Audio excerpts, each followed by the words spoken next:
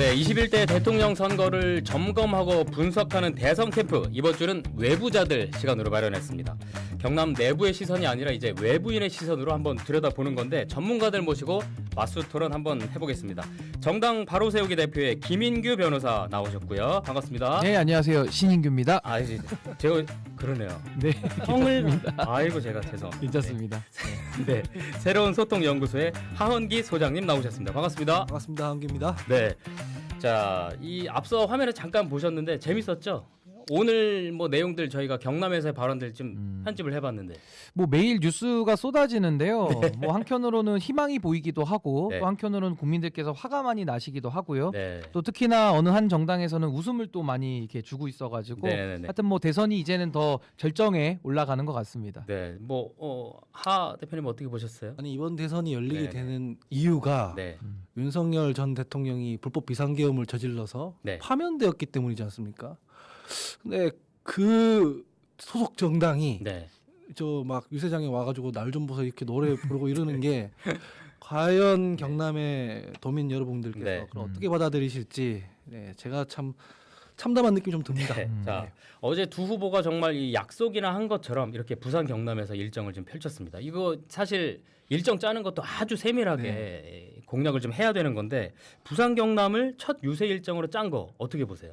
그러니까 우선은 사실 각 당의 지금 추구하는 바는 다른데 네네네. 지금 이번 대선은 굉장히 어떻게 보면 좀 이례적인 대선인 건 맞는 것 같습니다. 어떤 각 정당들이 좀 팽팽하게 붙는 게 아니라 이건 뭐 거의 지금 민주당의 승리를 확보해 놓고 네. 각 당의 어떤 역할들을 지금 찾고 있는 이런 분위기 같거든요. 그러다 보니까 참 특이한 것은 동선이 굉장히 겹칩니다. 네. 상당히 뭐 대구 같이 갔다가 영남을 마치 이렇게 따라가는 것처럼 이런 저희가 분위기가 촬영팀 나누기도 힘듭니다. 지금. 그러니까요. 네. 형성이 되고 있는데 우선은 지금 이 PK 지역의 민심이 굉장히 중요하지 않겠습니까? 그러니까 물론 더 좁게 말하면 사실 영남 지역에서 또 TK 민심도 지금 굉장한 관심을 많이 받고 있고요. 네네네. 그래서 이번 대선에서는 이재명 후보의 경쟁자는 이재명 후보 본인이다라는 아하. 생각이 들 정도로 네네네. 저는 이번 대선은 상당히 좀 이례적이기 때문에 조금 우리가 이번 대선에 맞춰서 좀 분석을 좀 해봐야 되지 않나. 그런 하 생각이 소장님은 듭니다. 어떻게 보세요? 네, 뭐 정치적으로는 신인기 변호사님께서 말씀해 주신 게 맞고요. 네. 그런데 PK가 중요하니까.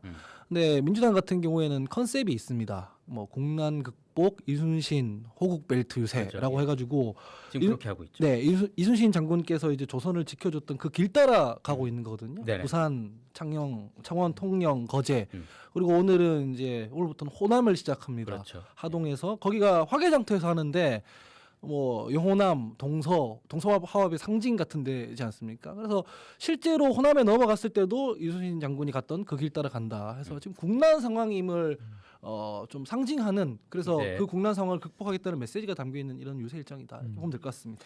지금 부산 경남의 현재 여론들을 저희가 지난주에도 한번 방송을 했습니다만 여론조사를 해서 지금 이제 다른 언론사가 의뢰해서 나온 결과를 좀 잠깐만 말씀드리면 한겨레 신문이랑 한국 정당학회가 STI에 의뢰한 결과인데 부울경에서 이재명 후보가 김문수 후보를 오차 범위 밖에서 지금 앞서고 있는 걸로 현재는 나오고 있고 대구 경북에서도 이 후보가 김 후보를 조금 앞서는 걸로 나오고 있어서 좀 저희는 조금 놀라고 있는 상황이거든요.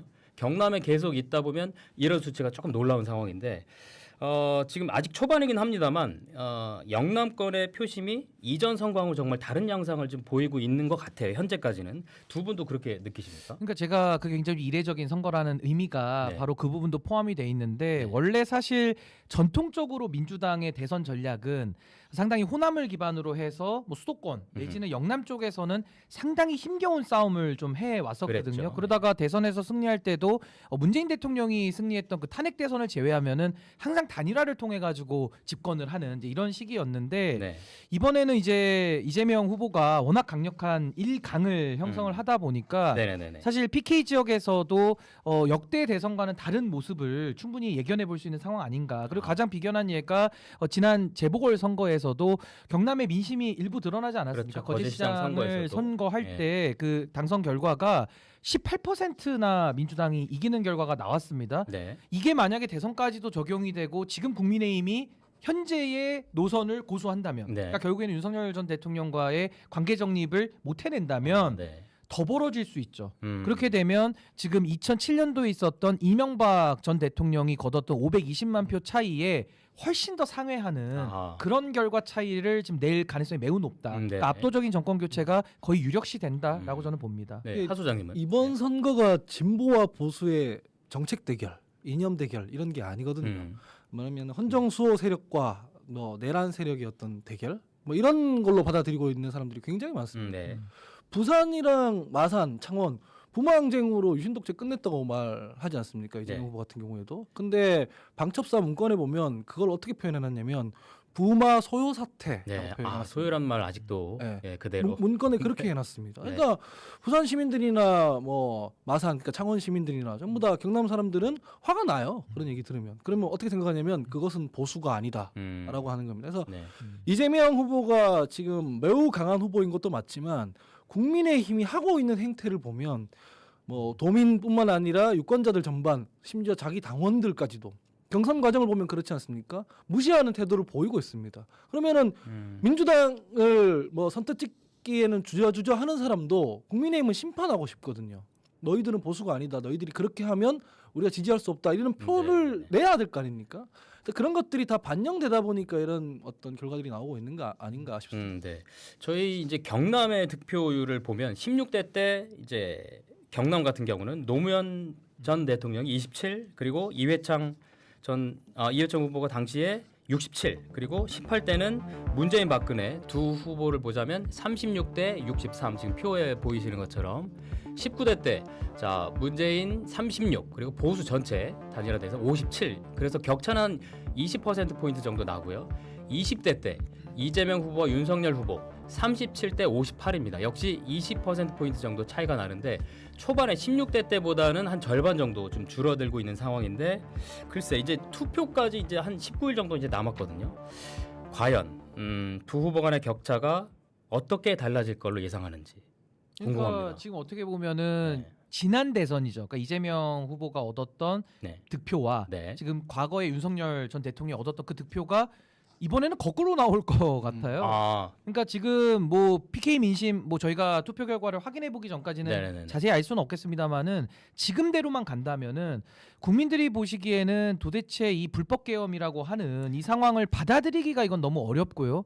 더군다나 보수를 지지하시는 분들조차도 이건 동의가 안 되는 상황인데 네. 여기에 대해서 지금 국민의힘이 어떤 반성과 성찰이 전혀 보이지 않지 않습니까? 네. 그렇다면 유권자들이 표를 줄 수가 없는 상황이 돼버린 거예요. 그렇다면 선택지가 이제는 뭐 민주당 아니면 뭐 개혁신당 뭐 요 정도밖에 없는 상황에서 아마 대한민국의 장래를 고려하시는 많은 분들이 그럼 이번에는 민주당을 중심으로 해서 한번 정권을 좀 바꾸고 뭔가 이 네네. 내란을 확실하게 좀 진압을 하자라는 요구가 굉장히 클 걸로 보이고요. 하나만 더 말씀드리면 보수 유권자들이 전 이번에 투표 포기가 굉장히 많을 것 같습니다. 아, 포기. 그러니까 투표장에 나가기가 네. 너무 부끄러운 거죠. 음흠. 그래서 저는 이번에 참 이 결과 자체가 네. 아마 이번 개표를 하고 나면 네. 이 경남의 민심 얼마나 국민들이 이 내란에 대해서 민감하고 또 대한민국의 헌정을 수호하기 위한 의지가 얼마나 강한지를 우리가 좀 확인할 수 있지 않을까 네. 그렇게 생각합니다. 하 소장님. 그러니까 네. 민주당을 찍는 것과 네. 국민의힘을 찍지 않는 것 사이에는 또 간극이 있습니다. 네. 가령 표 차이가 벌어지려면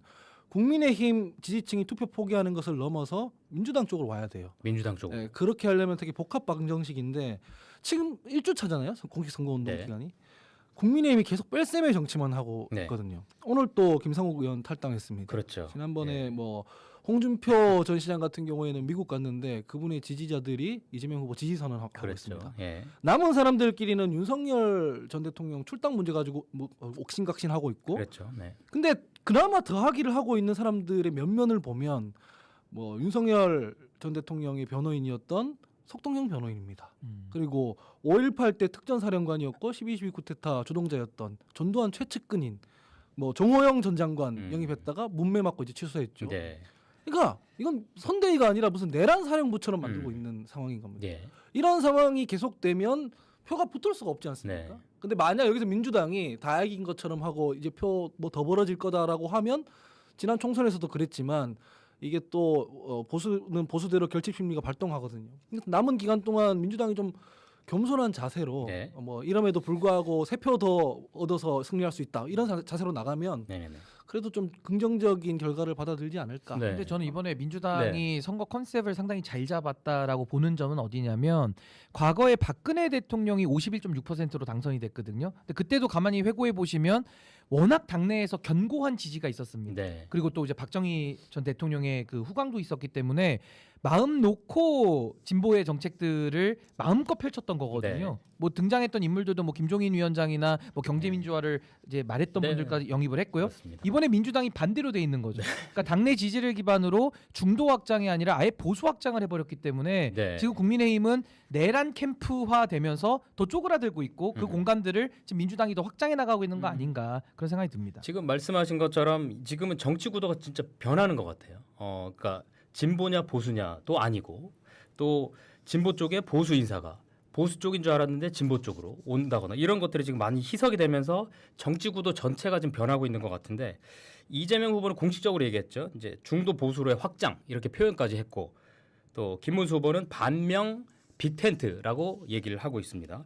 이런 구도 경남 판세에도 영향을 줄까요? 이번에 하 소장님 먼저. 이게 반명 빅텐트 이런 빅텐트를 해서 성공한 사례가 별로 없습니다. 왜냐면 명분이 없거든요. 네네네. 그러니까 일단 텐트를 치려면 빅텐트든 작은 텐트든 간에 크기보다 중요한 게 있습니다. 네. 그 파츠들, 조각들, 그 부품들이 중요하거든요. 그러니까 일단 튼튼한 뭐 말뚝이 있어야 되고 폴대가 있어야 되고 천막이 있어야 되지 않습니까? 근데 이 사람들이 모으겠다는 그 부품들이 어딘가 하나씩 망가져 있습니다. 처음에는 뭐냐면 이낙연이랑 한다 그랬다가 이제 이준석 얘기를 했다가 할 리가 없는 사람들이잖아요.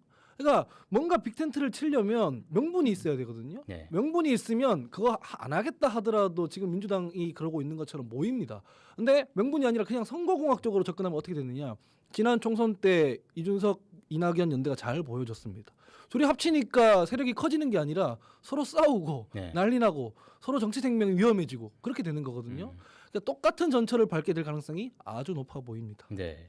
뭐 신 대표님. 근데 저는 네. 성공한 빅텐트라는 게 별로 없어요. 우리가 뭐 멀리 기억을 회상하면 DJP 연합 정도거든요. 근데 그때는 빅텐트가 가능했던 이유가 DJ 대통령이나 JP 총리가 각자의 영역에 독자성을 갖고 있었기 때문에 그 둘의 결합이 시너지가 났던 거거든요. 충청권 합. 물론 지역 결합의 의미도 있었고요. 네네네. 그러니까 지도자들의 그 카리스마와 그 지지 결집력이 있었던 건데 최근에는 그런 지도자들이 일단 없고요. 그래서 이제 어떤 지지자들의 동의 없이 정치인들끼리 손을 잡아버리면 이게 통합이 아니라 거의 야합 수준으로 가면서 오히려 내부 지지층들이 더 떨어져 나가는 이런 마이너스 통합이 주를 이뤘습니다. 그 가장 대표적인 예가 개혁신당과 그 새로운 미래라고 하는 이준석, 이낙연 두 분의 합당이었다가 파기였거든요. 예. 그러니까 그런 것처럼 이게 상당히 위험한 전략이고 또 하나는 반명으로 모인다. 그거 한번 했지 않습니까? 그렇죠. 과거에도 2조 심판론이라는 걸 했고 딱 한 번 이겼던 게 반문 문재인 대통령 빼고 다 모여라 해가지고 윤석열 대통령 겨우 만들어냈는데 그때는 뭐 글쎄요 뭐 이준석 당시 당대표가 또 잘한 것도 있고 여러 가지 네. 요인들이 겹쳐서 겨우 0.7%로 이겼는지는 모르겠습니다만은 이게 반명으로 모인다 네. 이거 굉장히 어려운 겁니다. 그래서 네. 저는 이번에도 반명 빅텐트 시도하면 안 되는 거를 이제는 좀 학습할 때가 됐는데 네. 또 이걸 갖고 나온다는 것은 좀 아이러니하지 않나라는 생각이 그래도 듭니다. 우리 이 거대 양당이 좀 경쟁을 제대로 좀 해야 좋은 정치가 좀 되지 않을까 싶은데 오늘 뭐 어제부터 계속 지금 소식 들어오는 게 홍준표 후보 지지자들이 이재명 후보 쪽 지지하는 선언도 했고 또 오늘은 국민의힘 탈당한 김상욱 의원이 이재명 공개 지지 선언을 했습니다. 잠시 들어보시죠. 이번 대통령은 진영을 넘어 반드시 성공한 대통령이 되어야만 합니다. 그래서 일 잘하는 입증된 대통령이 필요합니다. 보수의 기준에 따라 평가하더라도 지금 나와 있는 후보들 중에 가장 보수다운 후보다라고 생각합니다. 네, 김상욱 의원이 아주 공개 지지 선언을 했는데 자 오늘 오전에는 또 근데 이런 소식도 있었어요. 홍준표 전 대구시장을 국무총리로 소식 보셨나요? 예. 그런데 이게 다 사실 무근이고 해프닝으로 끝났었죠. 자 그러면 이런 움직임들 전반적으로 좀 보면 이재명 후보한테 이게 좀 도움이 될까? 어떻게 보세요?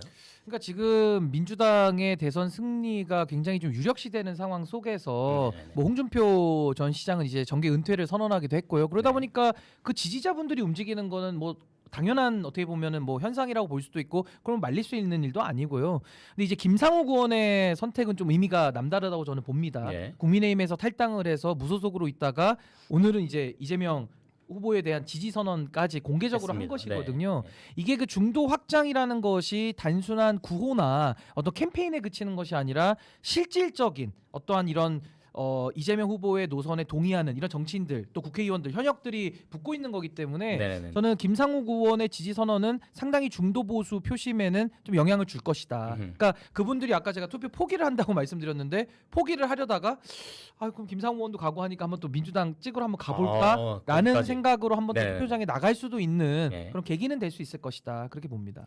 이런 움직임 이재명 후보한테 도움되느냐? 도움이 되는 것도 있고 안 되는 것도 아마 있을 겁니다. 네, 뭔데요? 전반적으로는 당이 커지고 정치 세력이 커지는 건 도움이 반드시 되는 일이죠. 심지어 통합 이런 거는 정치의 본령이기 때문에 도움이 되는 일인데 잘 해야 됩니다. 아까 신인규 대표도 지적을 해주셨고 저도 지적하는 것처럼 텐트가 크다고 좋은 건 아니에요. 예. 홍준표 전 시장 같은 경우 물론 평가받을 부분이 있지만 마지막에 보면 어떤 일이 있었냐면은 어쨌든 그분도 국민의힘 내에서 스탠스가 비상계엄은 뭐 한밤중에 해프닝이다 이랬지 않습니까? 근데 단지 경선에서 졌을 뿐입니다.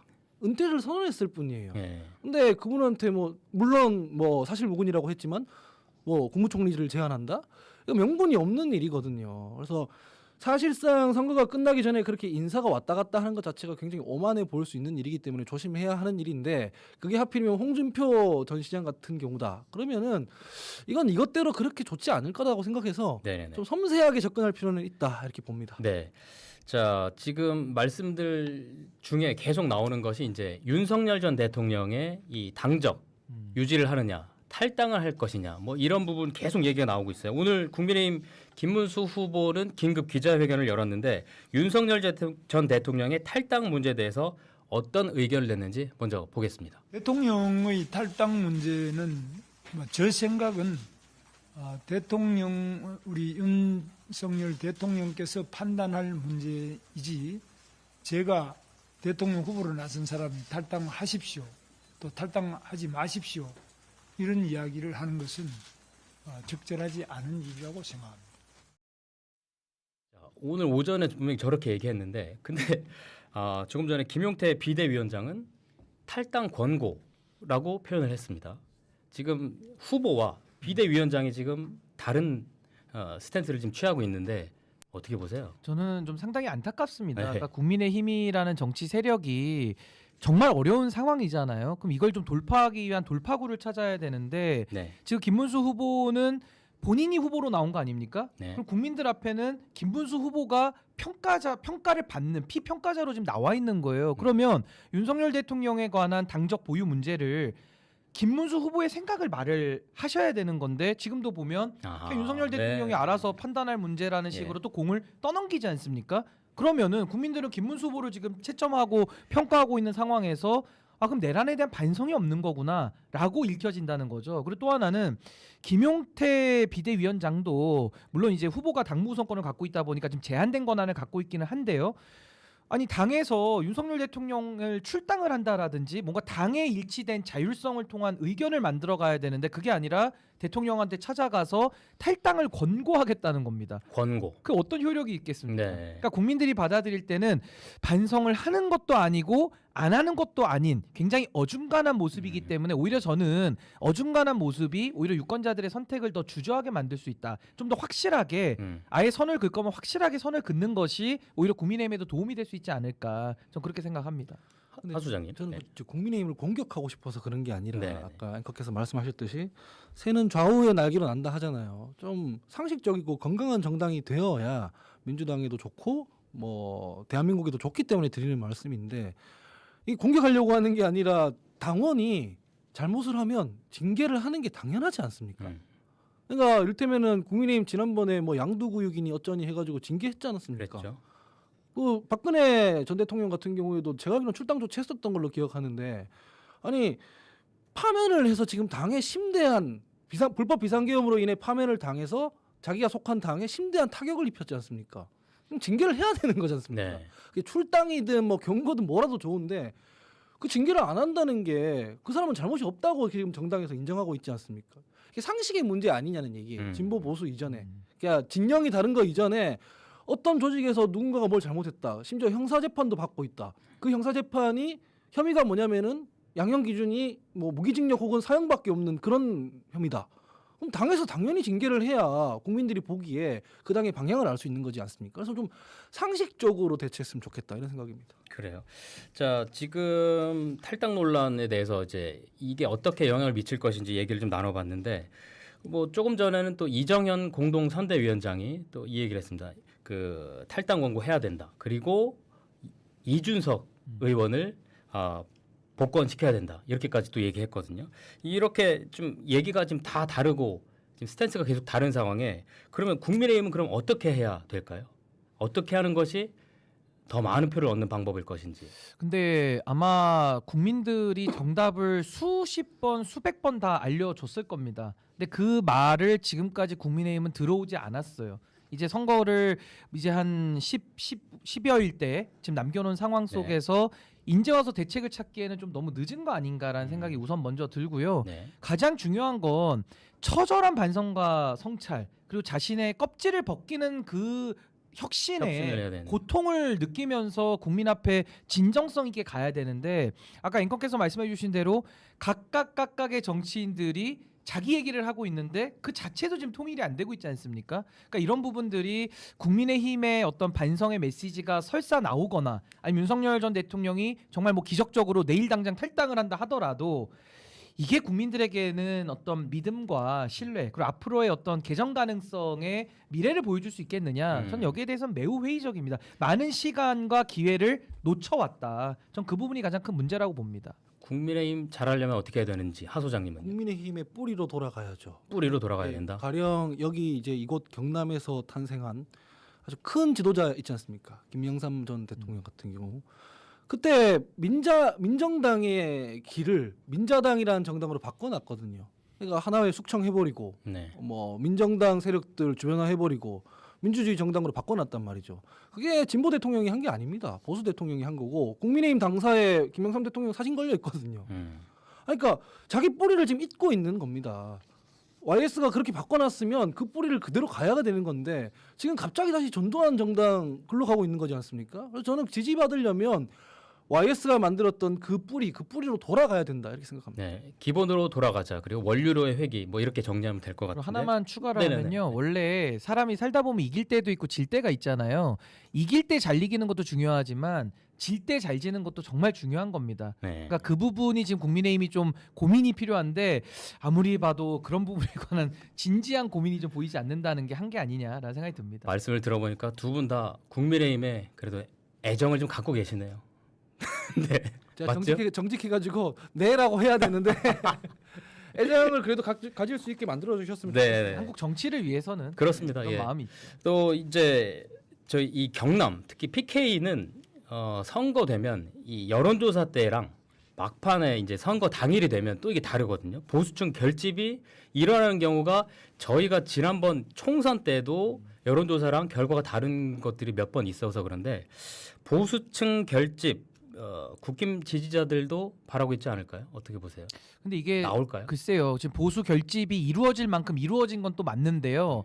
우리 이제 PK처럼 좀 민심이 굉장히 좀 이렇게 좀 뭐랄까 어떤 좀 평가를 냉정하게 정치인들에 대해서 하는 지역의 경우에는 정말 투표 결과 열어보기 전까지는 정말 출렁일 것 같습니다. 민심이 어떻게 확고하게 고정되어 있지 않기 때문에 네. 그런 건데 근데 이번에 PK의 민심은 그래도 아까 제가 서두에 말씀드린 대로 이 헌정수호에 대한 의지와 열정, 그러니까 민주주의에 대한 열망이 어느 지역보다도 굉장히 강한 곳이기 때문에 저는 지금 국민의힘의 이런 태도 그리고 윤석열 전 대통령의 지속적인 뭐 선거에 대한 개입이랄까 이런 부분들에 대해서는 심판을 피하기는 매우 어려울 것 같습니다. 그래서 그 부분에 대해서는 아마 PK 표심이 이번에는 좀 국민의힘에는 좀 쓴 회초리를 좀 보내지 않을까 네. 그렇게 봅니다. 소장님은요? 사실 국민의힘이 가장 무시하고 또 우롱했던 유권자층을 꼽으라면 보수 유권자층이라고 저는 생각합니다. 네. 왜냐면은 지난번 경선에서 뭐 당원이 투표한 후보를 그거를 지금 권력 기득권들이 뒤집었지 않습니까? 네. 비민주적인 방식으로.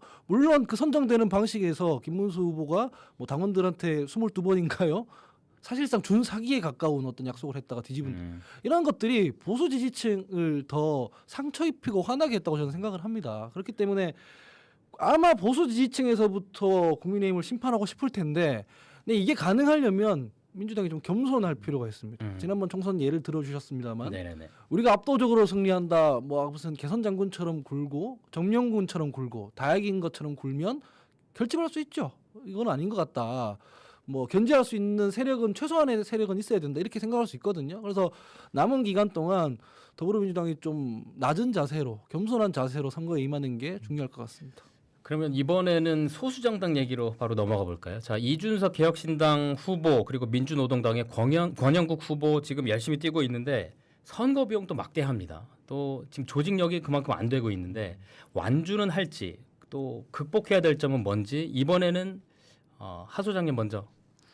저는 아마 이준석 후보 같은 경우에는 완주할 거라고 저는 생각을 하거든요. 완주할 것이다. 아니면은 왜냐면은 단일화할 이유가 없습니다. 일단 너무 젊고요. 단일화하면 정치 생명 끝납니다. 왜냐면 이준석 후보의 지역구가 동탄이거든요. 거기는 보수 지역구가 아닙니다. 그때 그 사실상 그때도 이준석 후보가 20% 포인트 뒤지고 있는 것을 약간 민주당 심판 심리가 발생해가지고 이긴 거지 않습니까? 근데 갑자기 국민의힘이랑 단일화를 한다? 그러면 재선도 못 하게 되거든요. 그래서 아마 끝까지 가면서 자기 정치적 자산을 쌓으려고 할 텐데 그런 만큼 이준석 후보의 태도가 되게 중요하다고 생각을 합니다. 지금 비호감도가 1위가 나오고 이거는 네. 심각하게 받아들이셔야 되는 거예요. 네. 지금 당장은 이렇지만은 다음번에 나오면은 뭐 될 수도 있겠네, 이런 뭔가를 줘야지 되는 거지 않습니까? 네. 그래서 근데 모르겠습니다. 그 사람 네. 성품 때문에. 네. 그리고 권영구 후보 같은 경우에는 사실 저희 섹터에서, 그러니까 정치권 섹터에서 왼쪽이 많이 비어 있습니다. 네. 뭐 민주당도 중도 보수 한다 그러고, 아니, 진보 진영, 진보 정당이 필요한데 많이 비어 있는 게 사실이지 않습니까? 독자적으로 물론 진보당이 있고 하지만, 그렇기 때문에 완주를 하면서 좀 의미 있는 어젠더들을 많이 던지고 해야 하는데 최근에 보니까 이게 그것도 쉽지 않은 모양이더라고요. 그래서 잘 됐으면 좋겠습니다. 저는 정의당 같은 경우는 그래도 역사와 전통이 있는 당이고 그분들이 힘든 길을 지금까지 꽤 오랜 시간 걸어왔던 분들이라서 전 이번에 그래도 뭐 소신으로 끝까지 갈 가능성이 매우 높다라고 보고, 네. 사실 이제 개혁신당이 좀 문제기는 한데 네. 뭐 할 말 정치가 많으시죠? 네. 네, 정치가 생물이니까 아니 이준석 후보가 뭐 어느 네. 날 갑자기 합당할 수도 있죠. 왜냐면 이낙연 그렇죠, 대표랑도 손잡을 걸 누가 상상했으며 네. 또 그걸 10일 만에 파기할 걸 또 누가 예상했겠습니까? 맞습니다. 그래서 그건 좀 열어놓고는 봐야 되는데, 제가 볼 때는 이번에는 단일화는 안 하는 게 맞고 또 본인도 안 할 가능성이 좀 매우 높다고 봐요. 근데 제가 봤을 때는 단일화를 안 할 거면 확실하게 절연하고 이준석 후보가 본인 얘기를 많이 해야 되는데, 지금 가만히 보시면요, 국민의힘에서는 단일화를 할 생각이 있든 없든 지속적으로 이준석 후보에게 소위 말해서 사인을 보내고 있습니다. 근데 거기에 대해서 이준석 후보가 지속적으로 국민의힘의 내홍이나 뭐 최근에도 권영세, 권성동, 홍준표 설전에도